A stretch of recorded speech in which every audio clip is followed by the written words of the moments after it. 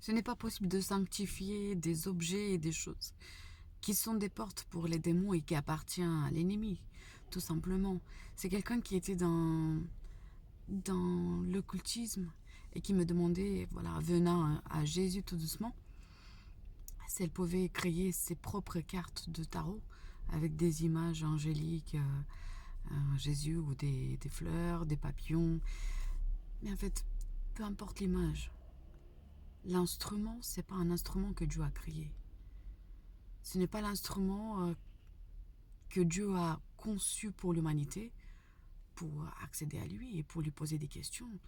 Tu peux changer l'image, mais ça reste l'outil qui va attirer la présence des démons. Tu peux écrire une autre chose sur le Ouija board, mais pourtant ça va rester la même chose. Il y a tellement de peluches démoniaques maintenant, c'est vraiment des démons. Comme Lulubus, je pense.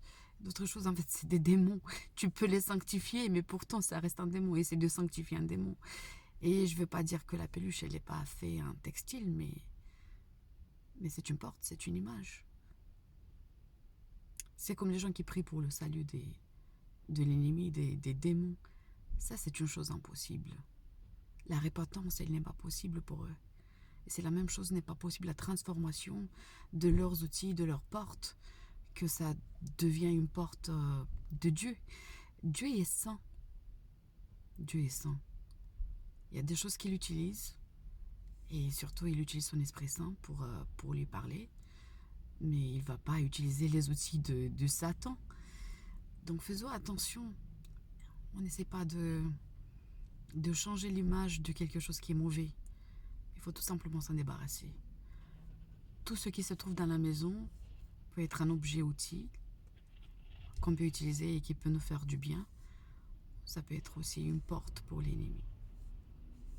Les cartes de tarot, même si on ne les utilise pas, même si c'est juste pour montrer, des livres occultes, toutes sortes d'objets, des attrape-rêves, parce que c'est pas juste un objet de décoration, il y a une signification spirituelle derrière, ce qui mène à la création de ces objets qui vient, voilà, ça va durer longtemps, mais il faut chercher en fait pour chaque objet qu'est-ce que ça représente et d'où ça vient.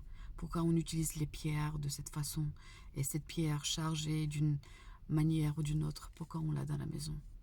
Parce que les pierres sont belles, mais pourtant ce n'est pas pour les utiliser comme des sources d'énergie. Faisons attention, nettoyons nos maisons, nettoyons nos cœurs, préparons-nous pour Jésus.